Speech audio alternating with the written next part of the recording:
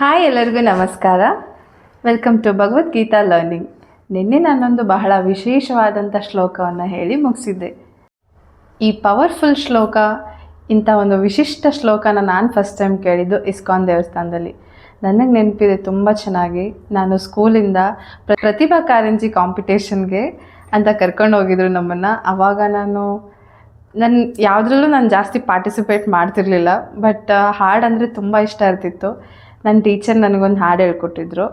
ಆ ಹಾಡನ್ನ ನಾನು ಇಸ್ಕಾನಲ್ಲಿ ಹಾಡಿದ್ದೆ. ಯಾವುದು ಅಂತಂದರೆ ಬ್ರಹ್ಮ ಮುರಾರಿಸು ಶಿವನ ದೇವರ ಹಾಡನ್ನು ನಾನು ಹಾಡಿದ್ದಿದ್ದು. ಸೊ ಅದನ್ನು ನಾನು ಹಾಡಿ ಸೆಕೆಂಡ್ ಪ್ರೈಸ್ ಬಂದಿತ್ತು ನನಗೆ ಇಸ್ಕಾನಲ್ಲಿ. ಅದು ನನ್ನ ಬೆಸ್ಟ್ ಮೆಮೊರಿ ಇಲ್ಲಿ ತನಕ. ನನಗೂ ಯಾವತ್ತೂ ಇದ್ರದ್ದು ಅರ್ಥ ತಿಳ್ಕೊಬೇಕು ಅಂತ ಅನಿಸಿರಲಿಲ್ಲ.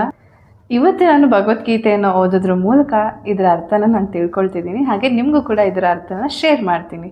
ಕಣ್ಮುಚ್ಕೊಳ್ಳೋಣ ಒಂದೇ ಒಂದ್ಸಲ. ಹರೇ ಕೃಷ್ಣ ಕೃಷ್ಣ ಕೃಷ್ಣ ಹರೇ ಹರೇ, ಹರೇ ರಾಮ ರಾಮ ರಾಮ ಹರೇ ಹರೇ.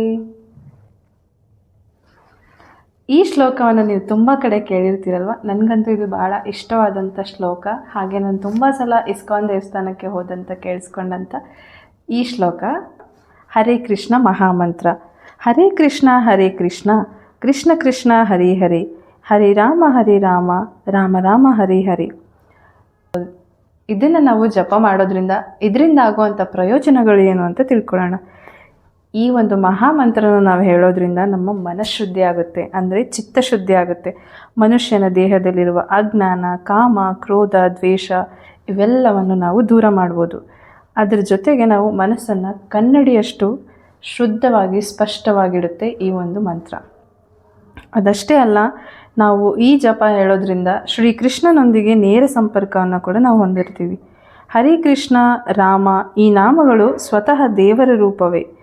ಈ ನಾಮ ಜಪ ಮಾಡಿದರೆ ನಾವು ದೇವರೊಂದಿಗೆ ನೇರ ಸಂಪರ್ಕವಾಗಿರ್ತೀವಿ ಅಂತ. ಮತ್ತು ಇದ್ರ ಜೊತೆಗೆ ನಮಗೆ ಶಾಂತಿ ಹಾಗೂ ಒತ್ತಡದಿಂದ ನಿವಾರಣೆ ಆಗುತ್ತೆ. ದಿನನಿತ್ಯದ ಚಿಂತೆ, ಭಯವನ್ನು ನಾವು ಅಶಾಂತಿಯನ್ನು ತೊಡೆದು ಹಾಕಿ ಮನಸ್ಸಿಗೆ ಶಾಂತಿಯನ್ನು ಕೂಡ ನೀಡುತ್ತೆ. ಮೋಕ್ಷ ಮತ್ತು ಮುಕ್ತಿಗೆ ದಾರಿ. ಕಲಿಯುಗದಲ್ಲಿ ಇತರ ಸಾಧನಗಳಿಗಿಂತ ಹರೇ ಕೃಷ್ಣ ನಾಮ ಜಪವೇ ಶ್ರೇಷ್ಠ ಮಾರ್ಗ ಎಂದು ಶಾಸ್ತ್ರ ಕೂಡ ಹೇಳುತ್ತದೆ. ಹರೇರ್ ನಾಮ ನಾಮೈವ ಕೇವಲಂ ಅಂತ ಕೂಡ ಹೇಳ್ತಿದ್ದಾರೆ. ಪರಮಾನಂದ ಭಕ್ತಿ ಪ್ರೇಮ.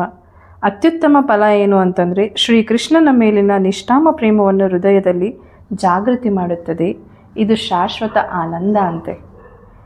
ಸಾರಾಂಶ ಏನು ಅಂತಂದರೆ ಹರೇ ಕೃಷ್ಣ ಮಹಾಮಂತ್ರದ ಜಪದ ಮೂಲಕ ಮನಸ್ಸಿಗೆ ಶಾಂತಿ ಹಾಗೂ ಹೃದಯಕ್ಕೆ ಶುದ್ಧಿ, ಜೀವನದಲ್ಲಿ ಪ್ರೀತಿ ಮತ್ತು ಆತ್ಮಕ್ಕೆ ಮೋಕ್ಷ ಇವೆಲ್ಲವೂ ಈ ಒಂದು ಶ್ರೇಷ್ಠ ಜಪದಿಂದ, ಶ್ರೇಷ್ಠ ಶ್ಲೋಕದಿಂದ ನಮಗೆ ದೊರೆಯುತ್ತದೆ.